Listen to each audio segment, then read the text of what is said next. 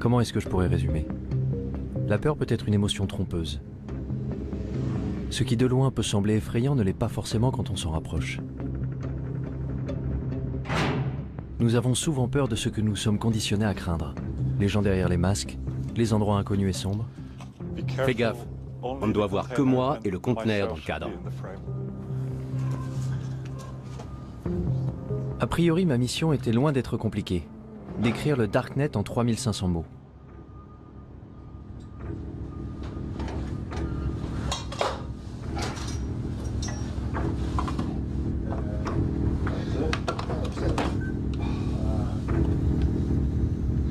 Alors comment je m'étais retrouvé là?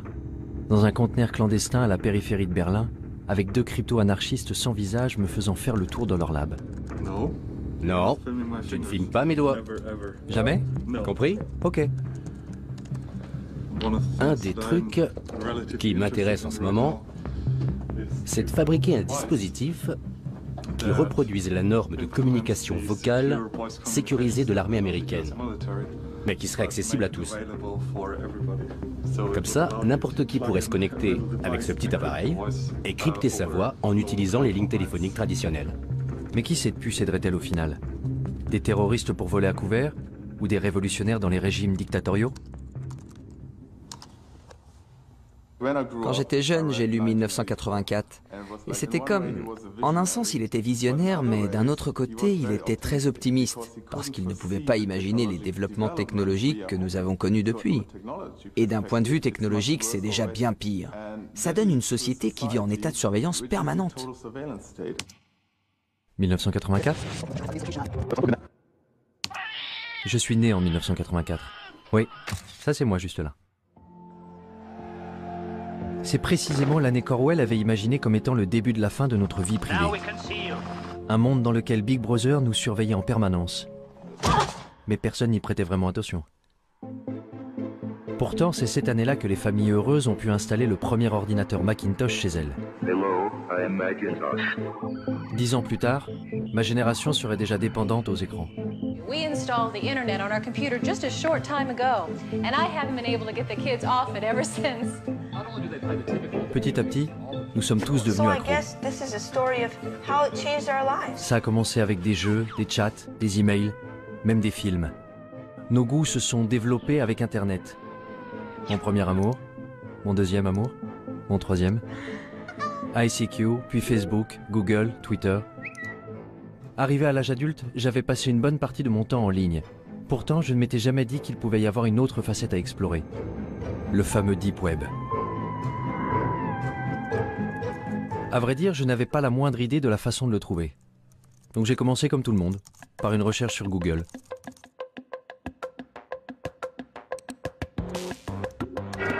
What lurks beneath the surface of the internet? The deep web.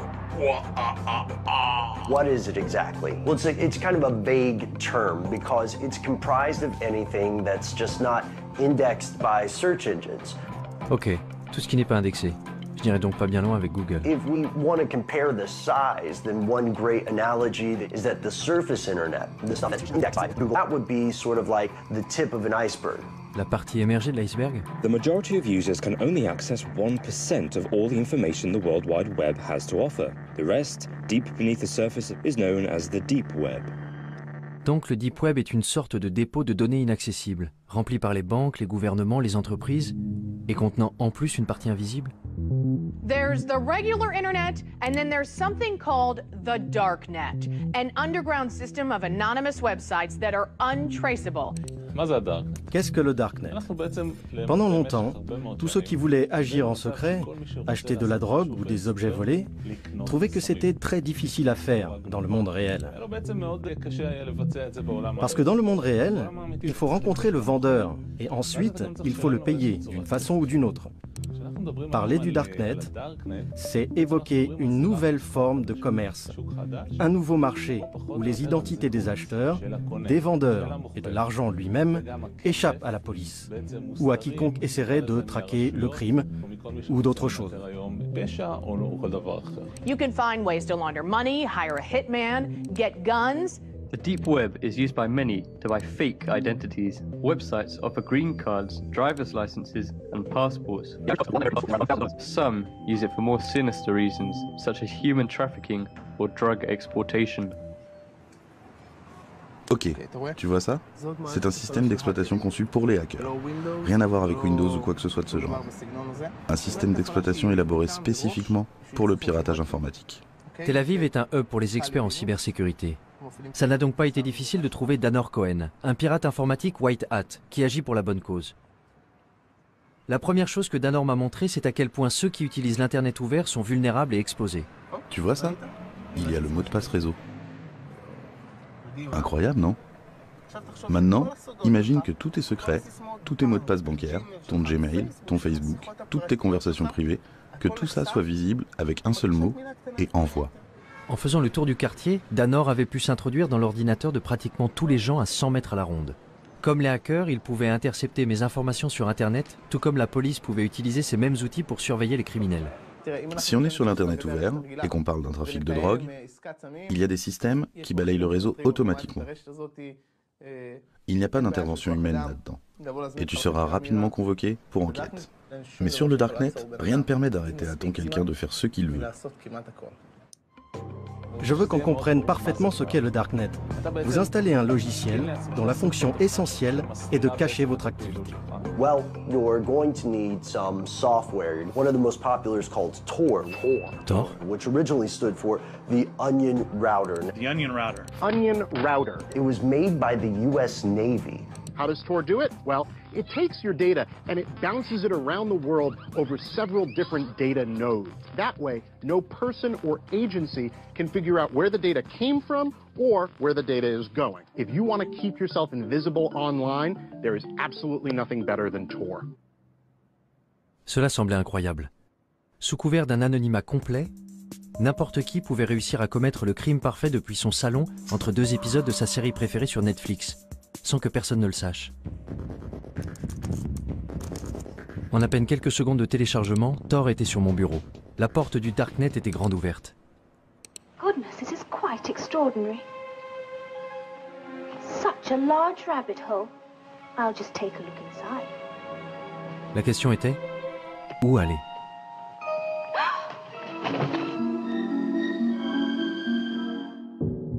Mon premier arrêt a été le wiki caché. Ce n'était pas vraiment différent d'une page Wikipédia classique, seul le contenu était un peu plus... enfin, je sais pas, voyez vous-même. Des drogues, beaucoup de drogues. De l'herbe, de la cocaïne, de l'héroïne, de la méthamphétamine en cristaux. L'anonymat est quelque chose de très difficile et de rare à obtenir. Et pour cela, Tor est ce qu'il y a de mieux. Si je devais faire quelque chose d'illégal, j'utiliserais Tor pour le faire. Et la liste s'allonge avec des tueurs à gages, des offres pour éliminer des hommes politiques. 58 000 € pour tuer un journaliste? Comment? C'est tout ce que je vaux? Les portes sont grandes ouvertes. Rien ne peut vous arrêter. Il n'y a pas de loi, pas d'ordre, pas de justice, rien. C'est pour ça que Tor est dangereux. Très dangereux. Les drogues et les armes n'étaient pourtant que la surface du Darknet. Il y avait de nombreux groupes et forums communautaires pour satisfaire les désirs les plus sombres de l'humanité. Les néo-nazis y avaient évidemment fait leur place. Ensuite, il y avait ceux qui donnaient dans la torture animale. Les 10 principales raisons de tuer un gosse, mon Dieu, de la pédophilie. L'endroit le plus bizarre que j'ai trouvé, ça doit être le Cannibal Café, au service de l'humanité. Ah ouais? Vraiment? Je peux vous raconter des réunions avec des officiers de police où ils s'arrachaient les cheveux. On ne sait pas quoi faire avec ce truc. C'est un cauchemar.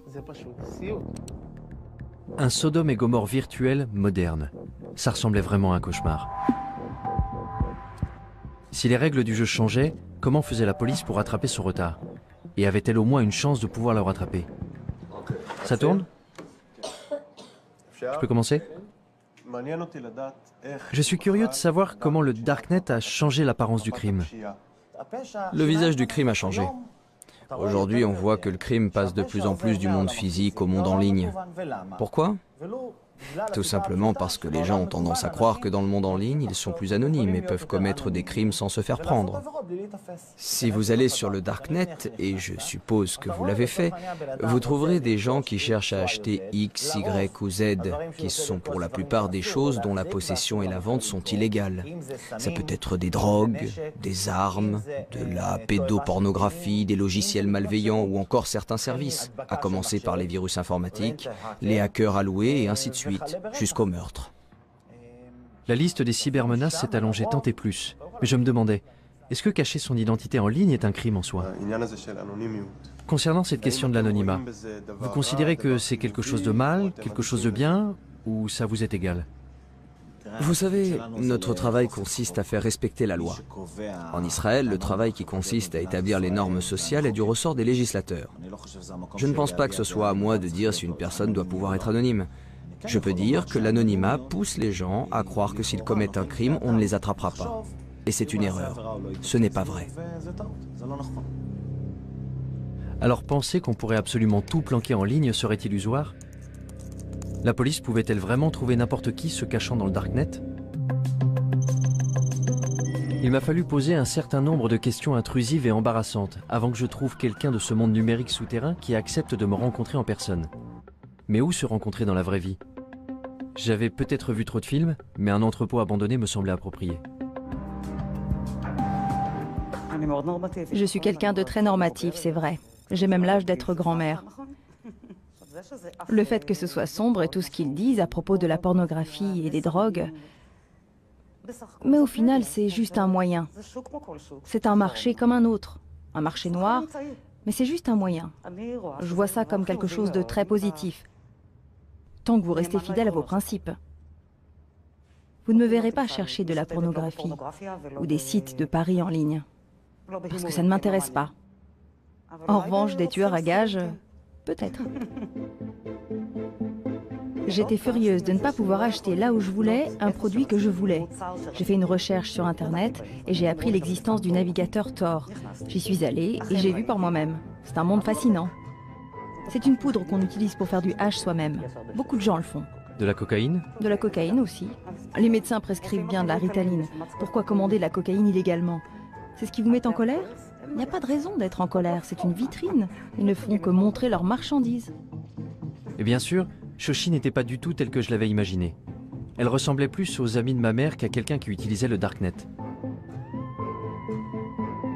Allez, ça ne vous fait quand même pas un peu peur? Ce n'est pas effrayant. Ce qui est effrayant, c'est ce que vous en faites. Vous pouvez faire de mauvaises choses avec, c'est vrai, mais le Darknet en tant que tel n'est pas effrayant. J'ai tendance à être méfiant vis-à-vis des gens qui me disent qu'il n'y a rien à craindre. Le Darknet n'était-il pas vraiment qu'un marché noir équivalent à eBay? La technologie a toujours eu un double visage, selon l'usage que l'on en fait. Prenez l'imprimante 3D par exemple. Fais descendre l'arme. Roy Cezana en a utilisé une pour imprimer en 3D un revolver dont il avait téléchargé le modèle sur le Darknet. Puis il est entré en douce dans un rassemblement universitaire où il y avait les hommes politiques les plus importants d'Israël. Il a dit que le plus drôle dans tout ça, c'est que tout le monde était debout autour et regardait. Le côté spectaculaire, c'est cette fabrication rapide et personnalisée. C'est ce qu'on appelle le rapid manufacturing en anglais. Autrefois, la production ne pouvait se faire que dans des usines géantes valant des millions de dollars. Aujourd'hui, n'importe qui peut avoir ces machines à la maison. Une imprimante 3D qui peut servir à imprimer un revolver. Les gens ont ça chez eux. Mais ce n'est pas donné à tout le monde d'imprimer une arme à feu aussi facilement. Il faut télécharger le plan quelque part. Et d'où vient le plan? Il vient du Darknet. Une fois que quelqu'un a téléchargé le plan, il peut le regarder à l'écran et décider de déplacer le percuteur ici, la gâchette là, et concevoir une arme légèrement supérieure. This is called the lower receiver.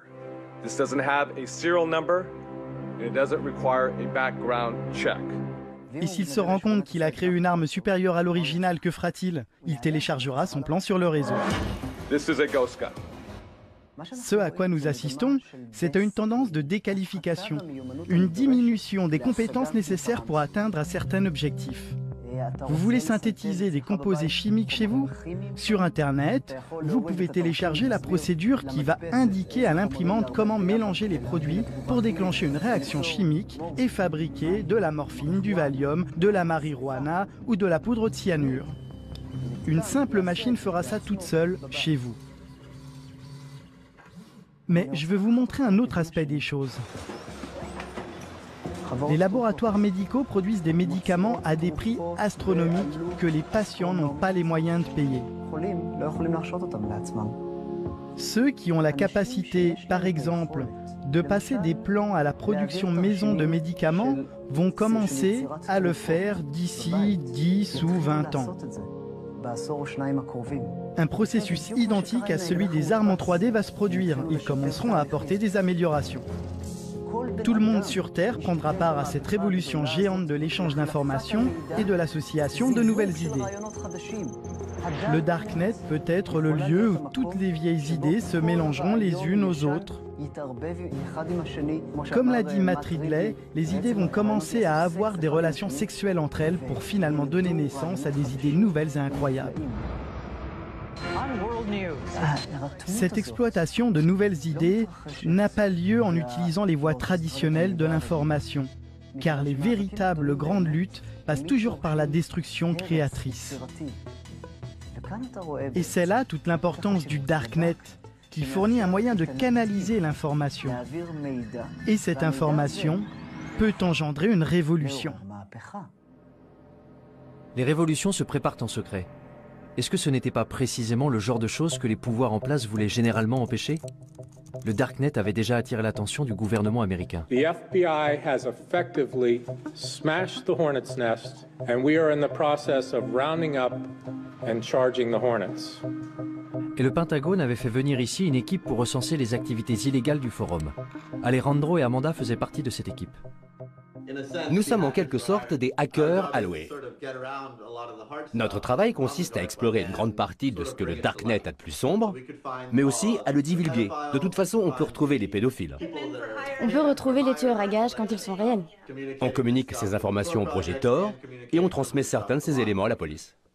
Parce que, soyons très clairs, les créateurs du projet Tor ne veulent évidemment pas favoriser l'exploitation des enfants. Vous croyez que certaines choses méritent de rester cachées, ou bien est-ce que tout doit être divulgué? C'est une grande question. Je veux dire, d'une certaine façon, je pense que l'anonymat est extrêmement important. Je pense qu'il y a certaines choses que... Je veux dire, il y a de vrais méchants ici. Il y a les méchants que tu veux, à cause desquels les utilisateurs ont besoin d'anonymat. Et puis, il y a ceux qui utilisent l'anonymat pour de mauvaises raisons. Je pense vraiment que l'anonymat est important. Je ne suis pas pour la suppression totale de l'anonymat. Mais pourquoi l'anonymat est-il important? Eh bien, à cause de... Du droit à la vie privée. Oui, le principe du droit à la vie privée. Et dans quel but? Pourquoi on en a besoin? L'exemple classique que le projet Tor utilise presque toujours pour illustrer ça, ce sont les régimes oppressifs. Et ce n'est pas un exemple théorique. L'histoire montre qu'à chaque fois qu'il y a un progrès révolutionnaire, ça commence toujours de façon clandestine. Quand j'y pense, je me dis que si, disons dans le cas d'un scénario futuriste et apocalyptique, si mon gouvernement s'en prenait à moi et que je veuille par exemple entrer en rébellion, je voudrais que quelque chose de ce genre existe. C'était vraiment la dernière chose que j'aurais pensé entendre venant d'un employé du gouvernement américain. Entendre que, bien qu'enfoui au fin fond de leur cerveau, il y avait un scénario digne d'Orwell. Le genre d'idée qu'on prête davantage aux anarchistes. Instead of privacy, we have permission. It's about control, isn't it? It's about the incremental eradication of freedom. C'est Julia Touriansky, une propagandiste anti-étatique autoproclamée. Don't police me. Statism is death. Mon Dieu. Join me in my love affair with freedom. Vie privée, contrôle, liberté. This is Anarchast. C'étaient les maîtres mots d'un petit groupe qui militait pour de nouvelles alternatives face à un système défaillant. Les gens ont très facilement peur de la nouveauté. Et ça, ce sont des idées nouvelles. Hacker, anarchiste, darknet, des mots qui sonnent louches. Voici les crypto-anarchistes, la branche d'un petit groupe de technophiles qui s'est constitué au tout début d'Internet, les cypherpunks, où cypher signifie chiffrement. What is a cypherpunk? What do you guys stand for? Cypherpunks are cryptography activists. We believe in personal privacy for everybody. Ce sont les cypherpunks qui ont été à l'origine de la toute première version d'un darknet, ce qu'ils avaient appelé le blacknet. Americans are not prepared to face the fact that they're living in an electronic police state. Si quelqu'un pouvait compléter mes informations sur le darknet, c'était forcément eux. Tous étaient rassemblés à l'Institut de crypto-anarchie dans le centre de Prague.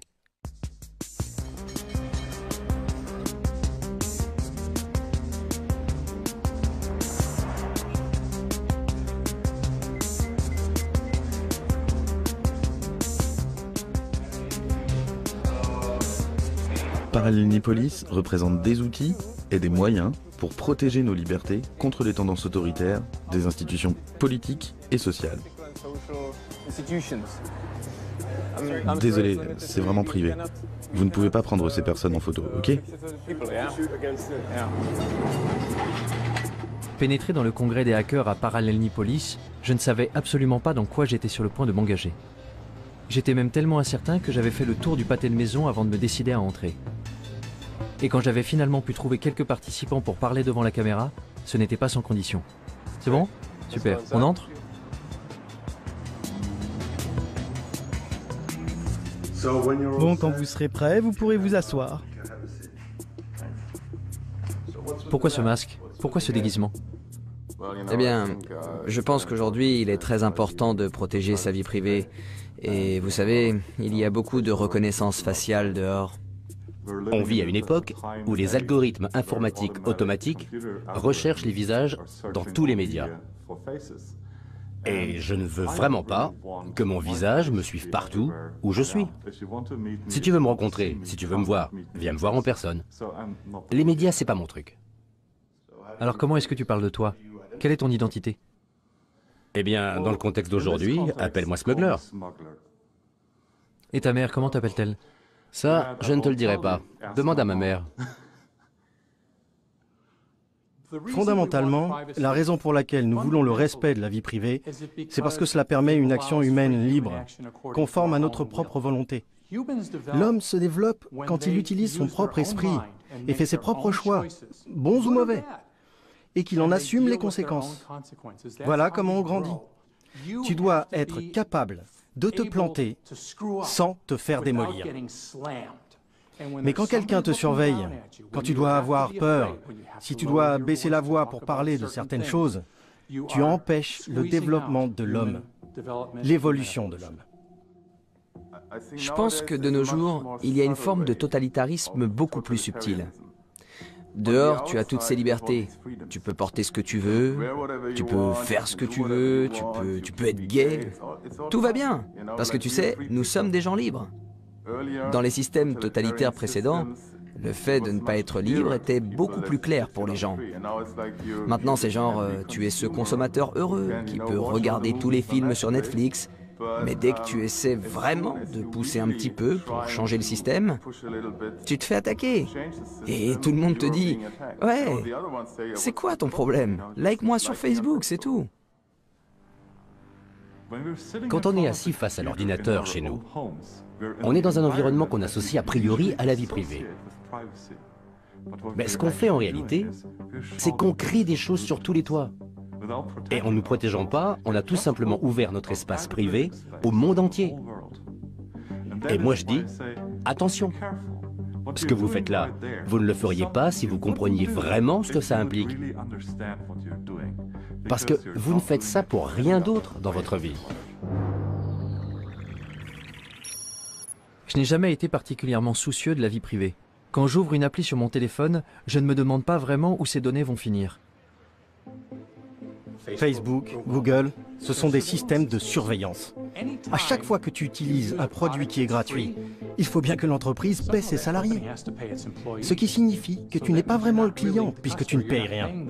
Ça veut donc dire que le produit, c'est toi. Je ne vais pas arrêter d'utiliser Facebook. Je ne vais pas arrêter d'utiliser Google. Pas tant qu'ils ne se mettent pas à pourchasser les gens et à les tuer. L'idée que les gens de ma génération arrêtent soudain d'utiliser un média social semblait un peu folle. Et grosso modo, mes amis étaient de mon avis. Je veux dire, c'est nul que tu ne puisses pas dire tout ce que tu as envie de dire. Je pense que j'ai admis l'idée que j'étais surveillée. Je ne fais rien d'illégal. Pas sur Internet. Si je n'ai rien à cacher, pourquoi est-ce que je devrais avoir peur? Je me demande si j'ai quelque chose à cacher. Ta vie privée n'est pas violée au moment où quelqu'un prend tes photos et les met en ligne. Ce n'est pas là qu'il y a violation de ta vie privée. Il y a violation de ta vie privée quand quelqu'un veut tes photos et les stocke. C'est à ce moment précis qu'il y a violation. Quelqu'un qui prend tes données et qui les stocke. Parce qu'il pourrait avoir envie de les utiliser. Et c'est cette menace du « pourrait » que nous percevons tous inconsciemment. Tout le monde fait quelque chose de mal. Peut-être que tu trompes ta femme, ou que tu étais ivre à cette fête, et tu as gardé cette photo ridicule de toi. Et ensuite, ils peuvent utiliser cette information pour appliquer une loi qu'ils n'appliquaient même pas avant. Ou alors tout simplement pour te faire chanter publiquement. Quand tu es dans un état où tu n'as pas d'intimité, où tu n'as pas d'anonymat, tu es toujours inquiet à l'idée que quelqu'un te surveille.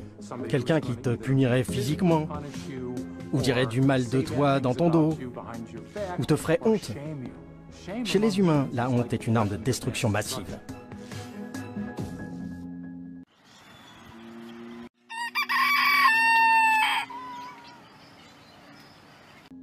Alors que devons-nous faire pour préserver notre liberté? Porter des masques? Pendant tout ce défilé de mode imprimé en 3D, je n'arrêtais pas de penser à quel point il était paradoxal de croire qu'on ne pouvait être libre qu'en se cachant. Particulièrement en Occident, où nous sommes tellement habitués à tout exposer. J'étais au Caire au moment du printemps arabe, en même temps que Shira Frenkel, qui écrivait sur les événements dramatiques qui s'y déroulaient. Désormais, elle écrit pour BuzzFeed des articles sur les technologies de cryptage comme Tor. En Occident, on croit que le Darknet est noir et diabolique et malveillant, alors qu'ailleurs dans le monde, on ne l'appelle pas le Darknet. On ne le voit pas comme un terreau diabolique. On considère que c'est un lieu pour échanger l'information librement et en toute sécurité. J'ai rencontré des militants LGBT dans certains pays d'Afrique et du Moyen-Orient qui considèrent que c'est un des seuls refuges qui leur reste. Et quand je leur dis qu'aux États-Unis nous l'appelons le Darknet, que c'est comme ça que nos hommes politiques l'appellent, ils rient et ils trouvent que c'est absurde. Ils disent « mais c'est là où nous sommes en sécurité, c'est là que nous pouvons parler, c'est là que je peux être moi-même en sécurité ».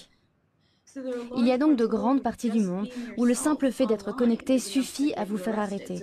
Alors pour ces gens qui savent qu'ils ne sont pas en sécurité en ligne, qu'ils ne sont pas en sécurité, ne serait-ce que pour envoyer des emails ou faire partie de groupes Facebook, les technologies cryptées peuvent effectivement être une bouée de sauvetage. Je pouvais comprendre cette nécessité du Darknet pour ceux qui vivent sous un régime dictatorial. Mais la liberté est un des fondements des sociétés démocratiques, non? Aujourd'hui, nous sommes à la croisée des chemins entre deux systèmes gouvernementaux en compétition. D'un côté, celui dans lequel Big Brother contrôle la vie de ses citoyens, et de l'autre côté, la domination des masses. Le gouvernement tente de se sécuriser et de sécuriser ses citoyens. Pour cela, il doit arrêter la menace que représentent les loups solitaires, les terroristes. Ceux qui voudraient faire tomber le gouvernement par la force. Et parfois aussi, ceux qui veulent le faire tomber sans faire usage de la force. Le peuple exige la justice sociale.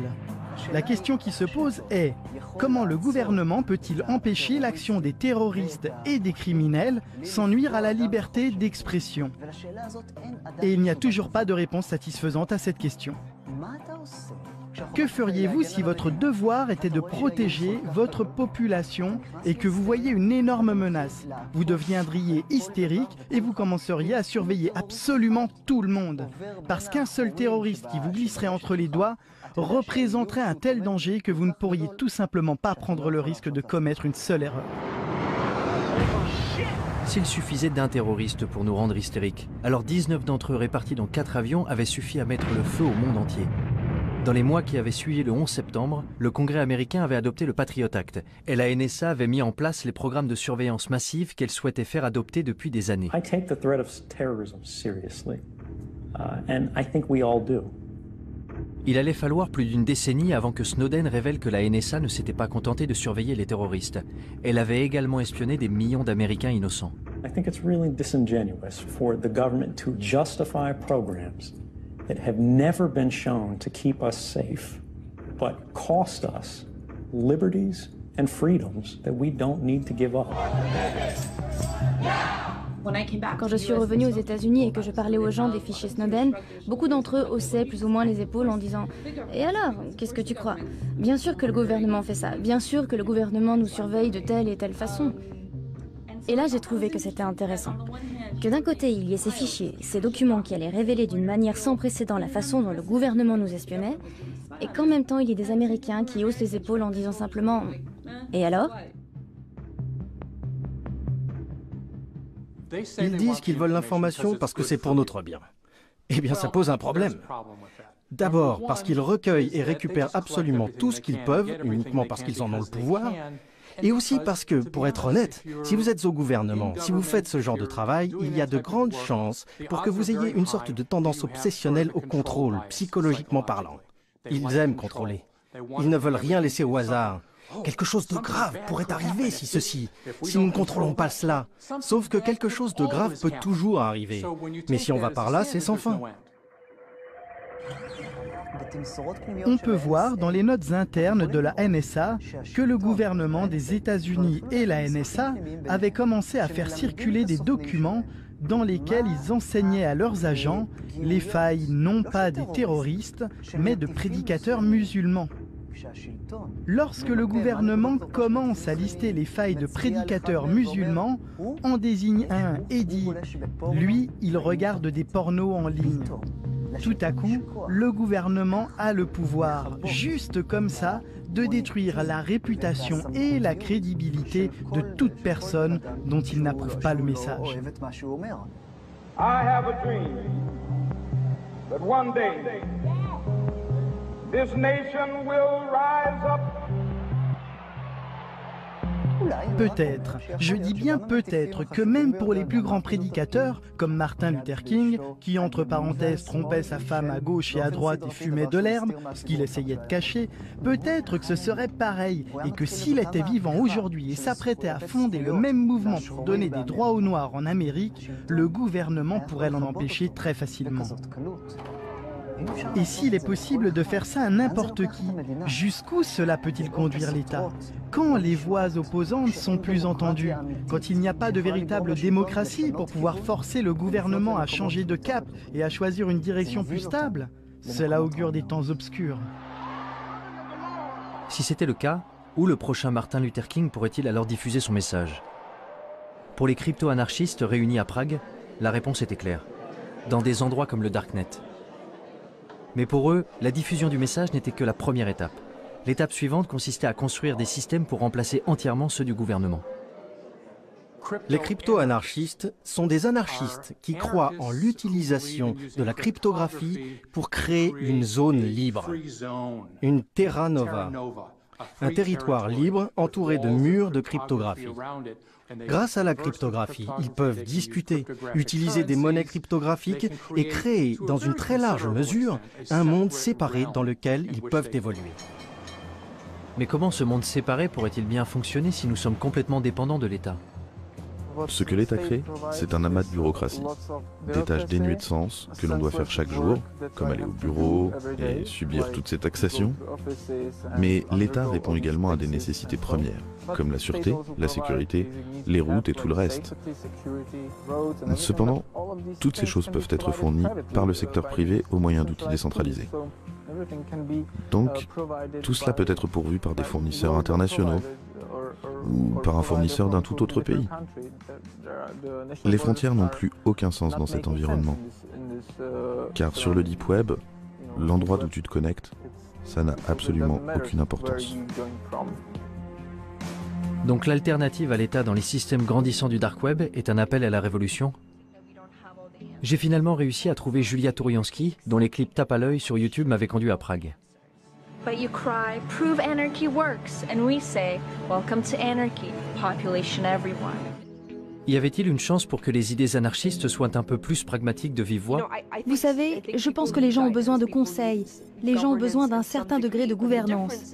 Mais la différence, c'est que la gouvernance ne doit pas être imposée aux gens. Aussi longtemps qu'on peut se désengager et partir, alors moralement, c'est en accord avec une philosophie anarchiste. Donc bon, je ne suis pas naïve. Je ne pense pas qu'il y aura un grand effondrement qui nous donnerait une magnifique anarchie. Je crois que l'idée, c'est plutôt de créer ces petites communautés pour soi-même et de trouver des endroits d'où on a la possibilité de se désengager et qui se diversifient et qui soient plus dispersés et plus accessibles. L'un des systèmes utilisés par la communauté crypto-anarchiste pour se désengager était le Bitcoin. Une crypto-monnaie permettant d'effectuer des transactions en ligne de manière anonyme et qui avait déjà fait les manchettes des journaux du monde entier. Et une fois que vous avez la monnaie virtuelle, vous n'êtes pas très loin de commencer à bâtir des États virtuels. Hier, il y avait une conférence sur la BitNation, qui est un projet qui montre que la technologie blockchain peut être utilisée pour des services qui, en temps normal, ne sont fournis que par les gouvernements et les États. BitNation is creating a new world where thousands or millions of nations actually compete for customers by offering better services. It's a world where everyone can choose.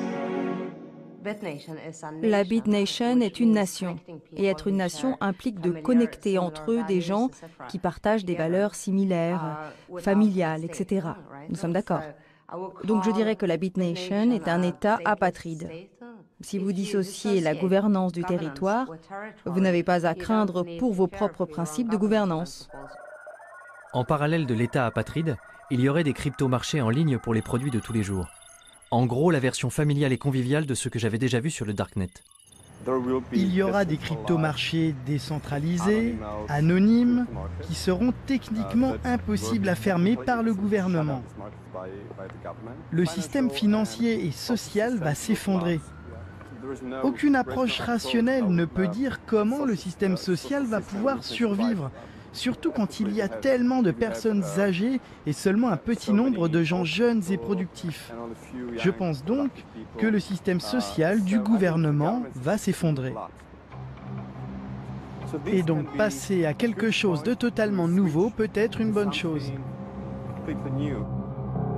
Le gouvernement qui s'effondre, des systèmes parallèles pour le remplacer. Les crypto-anarchistes étaient dans la droite ligne des cypherpunks et de ce qu'ils avaient écrit en 1988. Regarde ce que les cypherpunks écrivaient avant que la technologie d'aujourd'hui existe. Je veux dire, ils peuvent être fiers d'eux. Vous avez raison. Lire leurs écrits revenait un peu à lire une prophétie de science-fiction. À l'ère électronique, la vie privée est nécessaire pour une société ouverte. Tout ce qu'ils avaient prédit il y a plus de 30 ans était effectivement en train de se réaliser aujourd'hui. Bitcoin, construire des systèmes anonymes avec de l'argent électronique. Wikileaks, la crypto-anarchie permettra de mettre en libre circulation les secrets nationaux. Darknet, des systèmes qui permettent de faire des transactions anonymes. Crypto-marché, un marché informatique anonyme permettant d'échanger des biens illicites et volés. Ils avaient même prédit la façon dont les gouvernements répondraient à ces développements. L'État essaierait de ralentir la propagation de ces technologies au nom de la sécurité nationale. Chaque fois que quelqu'un fait quelque chose qui protège la vie privée, il ne se passe pas longtemps avant que le gouvernement et les médias officiels brandissent un de leurs arguments à la carte. C'est mauvais parce que terroriste, ou c'est mauvais parce que drogue. Ce sont effectivement de mauvaises choses.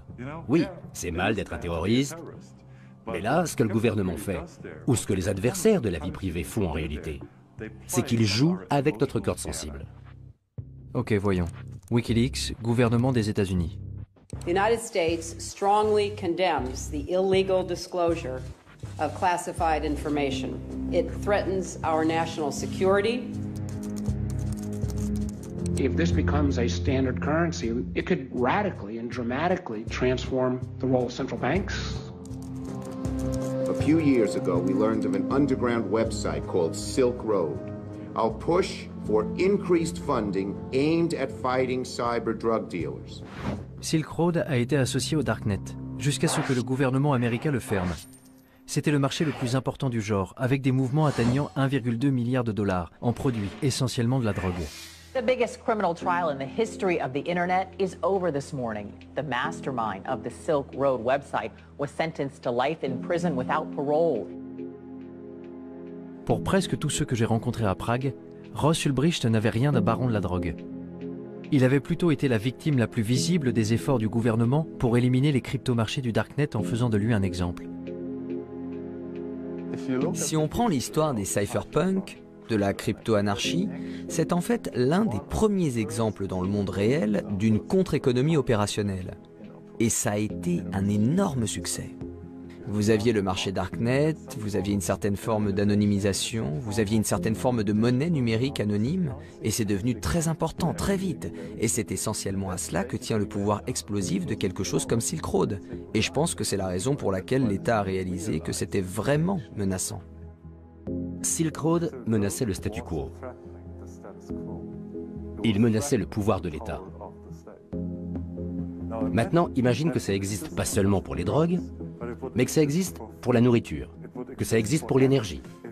Si tous les biens de la planète étaient disponibles sur le marché noir à des prix raisonnables, l'État perdrait la plupart de ses revenus, la majeure partie de sa capacité à réguler, la majeure partie de sa capacité à favoriser certaines entreprises.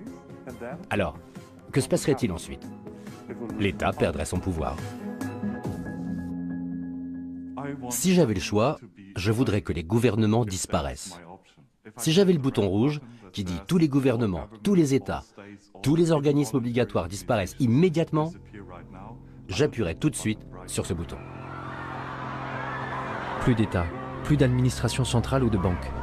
Que se passerait-il si on appuyait sur le bouton rouge? Un chaos absolu? Ou un nouveau départ? Je quittais Prague avec l'impression de revenir du futur. Mais un réveil brutal m'attendait dans le présent.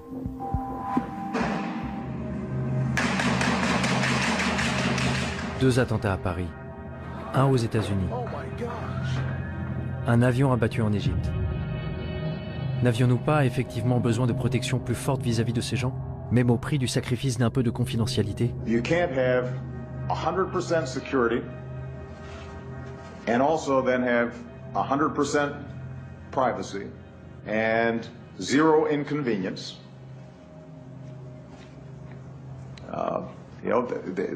We're going to have to make some choices. J'étais à Washington il y a quelques mois et j'ai parlé à de nombreux hommes politiques. C'était juste après les horribles attentats de Paris et juste avant l'attaque terroriste de San Bernardino en Californie. Et de nombreux hommes politiques disaient « C'est de la faute du Darknet, c'est de la faute de Tor et c'est de la faute des technologies de cryptage ». Cette semaine-là, il y a eu de nombreux reportages dans la presse sur la façon dont les terroristes impliqués à Paris avaient communiqué entre eux et avec les dirigeants d'ISIS en Iran ou en Syrie par l'intermédiaire de Tor. The dark web. The US believes ISIS and others are now using the most covert part of the online world to recruit fighters, share intelligence, and potentially plan real-world attacks. Et dans les semaines qui ont suivi, il s'est avéré que non seulement ils n'avaient pas utilisé la technologie cryptée, mais qu'ils avaient même échangé des SMS entre eux. Je pense que pour les hommes politiques, rejeter la faute sur le dark web est vraiment un moyen facile pour se laver les mains d'un échec des services de renseignement. Pourquoi dire « nous avons raté un SMS » ? Pourquoi dire « nous avons raté un coup de fil » quand on peut dire « non, non, tout ça s'est passé sur le dark web, nous n'avions aucune chance de connaître les horreurs qui allaient se passer ». C'est un joker pour dire « nous n'avons rien raté ». C'est facile de prendre le Darknet comme bouc émissaire, de dire que s'il n'existait pas, nos vies seraient plus sûres, mieux protégées. Mais le Darknet a toujours existé sous une forme ou une autre. Je vais vous parler de la première fois où je suis entré sur le Darknet. J'avais 4 ans, et à chaque fois que mes parents ne voulaient pas que je comprenne quelque chose, ils parlaient en yiddish. Le yiddish était leur Darknet à eux. À l'âge de 4 ans, je vivais dans 2 réseaux parallèles. Dans le réseau ouvert, en hébreu, et dans le réseau en yiddish, où je pouvais sentir les émotions, voir les regards, et sentir la colère, entre autres, mais pour moi, tout était crypté. Alors le Darknet n'est pas seulement un lieu, il correspond à un besoin fondamental que nous avons tous. Selon Yanky Margalit, un évangéliste pour le mouvement pour concilier l'homme et l'évolution, notre façon de penser avait besoin d'un reset. Le Darknet est un endroit très intéressant. Les gens qui maintiennent le Darknet, ceux qui le construisent, les idéalistes qui en assurent le fonctionnement, sont le genre de personnes qui croient très fortement au droit à la vie privée et à la capacité de le sauvegarder. Tout ce que je sais, c'est que notre combat pour une vie privée telle que nous l'avons connue est pathétique. C'est pathétique, parce que c'est un combat que nous avons perdu depuis bien longtemps. Nous devons complètement le redéfinir. Quand vous prenez ce qui s'est passé au cours de ces quelques dernières années et que vous vous tournez un peu vers l'avenir, vous vous rendez compte que l'espèce humaine est en train de changer. Nous subissons des changements très accélérés. Nous connectons la technologie à la biologie, nous relions la biologie à l'électronique, et je pense que nous créons une nouvelle espèce humaine. Nous créons une espèce humaine améliorée et plus connectée. Ce que nous faisons aussi, c'est que nous prenons des individus et que nous les connectons à quelque chose de plus grand qu'eux. Cela me rappelle le processus par lequel des cellules individuelles ont créé l'homme. Pensez aux cellules qui vous ont créé, aux milliards de cellules qui vous ont créé. Ces cellules ont perdu leur individualité, elles ont perdu leur vie privée. Mais en fin de compte, elles ont créé un être humain. Mon sentiment aujourd'hui, c'est que nous sommes en train de prendre toute l'humanité, exactement comme ces cellules, et nous créons quelque chose de mieux. Lorsque vous construisez quelque chose de cet ordre, quelque chose de plus grand que la somme de ses parties, la question de la vie privée est très intéressante. Parce que savez-vous quelles sont les cellules les plus intimes du corps humain? Les cellules cancéreuses. Ce serait donc ça? La vie privée ne serait pas vraiment morte? Elle présenterait des cellules cancéreuses? Peut-être? Avec le nombre de fous qui se baladent, l'ordre mondial semble trop fragile pour faire confiance à la vision des cypherpunks et des crypto-anarchistes. Particulièrement à ceux qui ne veulent pas montrer leur visage, non? Je m'apprêtais à terminer mon article, mais juste à ce moment-là, Smuggler sortit de l'ombre. Dans un chat IRC privé, il fit un sacré pas en avant pour un extrémiste de la vie privée. Il me dit que je devrais aller le voir.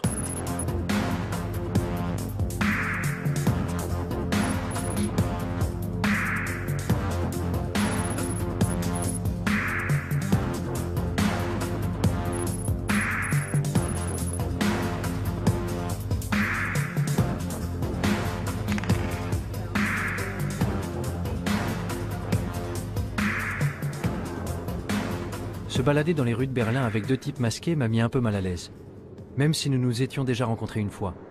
Je me demande ce que le chauffeur de taxi a bien pu penser. Réfléchis à ça. Psychologiquement, les raisons pour lesquelles tu étais nerveux et...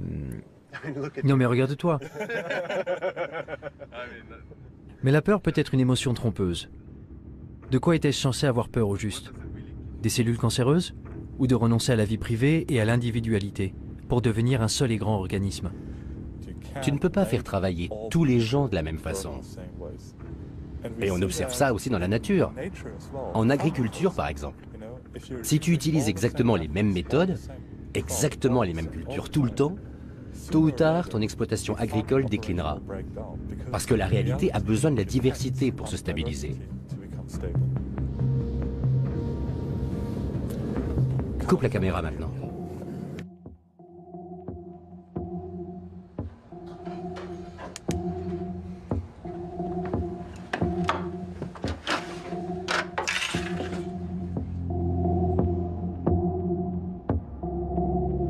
La vie privée est aux idées ce que l'évolution est à la biologie. Tu sais, pour qu'un écosystème soit sain, il faut des niches locales et il faut une transformation. Il faut aussi différents types d'organismes qui mutent, qui évoluent. Un certain nombre d'entre eux vont mourir, d'autres vont prospérer et globalement, c'est une structure très résistante. C'est la même chose pour une société en bonne santé. Il faut de nombreuses idées différentes et les bonnes vont effectivement survivre. Et si tu penses à ce futur, où toute l'humanité ne serait qu'un seul organisme allant dans une seule direction, il suffit d'un seul bug pour tuer le tout. Et c'est terminé. Game over. Et ce sera pire que nos pires craintes de guerre nucléaire. Je veux dire, rappelle-toi ce que nous avions avec le Troisième Reich en Allemagne. Imagine maintenant le Troisième Reich à l'échelle mondiale et aucun autre pays pour l'arrêter. Quel bordel! Malgré tous nos progrès, malgré tous les avantages de notre monde interconnecté, l'histoire serait tout de même condamnée à se répéter? Nous abordons un futur que nos parents ne pouvaient pas imaginer. Savoir ce qui en ressortira, c'est de la science-fiction. Mais moi, je ne veux pas vivre dans un futur où tout est contrôlé. Chaque bit de technologie, chaque bit d'information, comment il faut construire les choses, ce qu'il faut penser. C'est si énorme que George Orwell doit se retourner dans sa tombe. Parce que je ne crois pas qu'un tel futur sera vraiment durable. Alors à quel moment votre travail sera-t-il achevé? Jamais. Non, jamais. Je veux dire, certaines personnes travaillent pour la surveillance, et nous travaillons pour renforcer l'anonymat. On n'y arrivera jamais, mais c'est un idéal à viser. De plus, même si nous travaillons pour plus de vie privée, ça ne veut pas dire que qui que ce soit va arrêter de travailler pour la surveillance. Donc tant qu'ils travaillent sur la surveillance, nous, on a un travail à faire. Mais certains diraient, je ne sais pas, que vous êtes peut-être paranoïaque. C'est vrai, vous n'êtes pas des criminels purs et durs, vous ne vendez pas de drogue, vous ne... je sais pas... Mais je veux dire qu'il y a beaucoup de... Je crois que toute la discussion... C'est bizarre le tour qu'a pris cette affaire. Que ce soit à nous de devoir nous défendre. Tu sais pourquoi tu as des rideaux dans ton appartement? Pourquoi tu fermes ta porte à clé? Et il y a plein de précédents historiques, où des gens ont été tués à cause de données les concernant qui avaient été recueillies. Tu sais, c'est ce qui s'est passé pendant le Troisième Reich.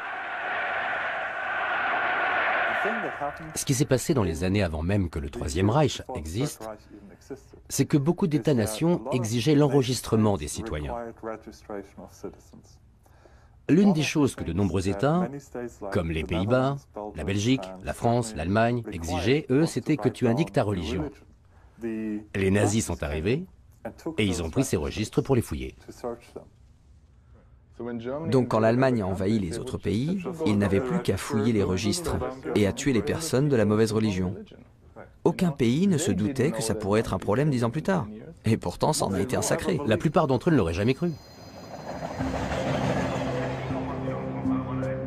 Il faut se rendre compte qu'on ne peut pas réellement savoir de quoi l'avenir sera fait. On n'arrive pas à se représenter la merde qui se passe dans le monde aujourd'hui. Alors dans 5 ans, encore moins. En quittant le conteneur, j'ai rallumé mon téléphone et trouvé mon chemin sur Google Maps. J'ai ouvert Gmail pour envoyer l'article à mon rédacteur en me demandant quelles conclusions tirer de tout ça. Où m'avait conduit cette exploration du terrier? Le Darknet n'était pas le monstre diabolique que j'avais eu tendance à imaginer. Il semblait au contraire qu'il puisse être le seul endroit qui nous reste pour échapper à la surveillance de plus en plus attentive de Big Brother. Un lieu où nous pourrions nous débarrasser de nos anciennes identités pour en créer de nouvelles, et même bâtir des mondes nouveaux. Un endroit où nous pourrions bénéficier d'une vraie liberté. Ce n'est qu'à ce moment-là que je repensais à ce que m'avait dit Smuggler quand j'ai quitté le conteneur. Que la plupart des gens ne cherchent pas du tout une liberté réelle. Ce qu'ils veulent, c'est avoir juste assez de liberté pour se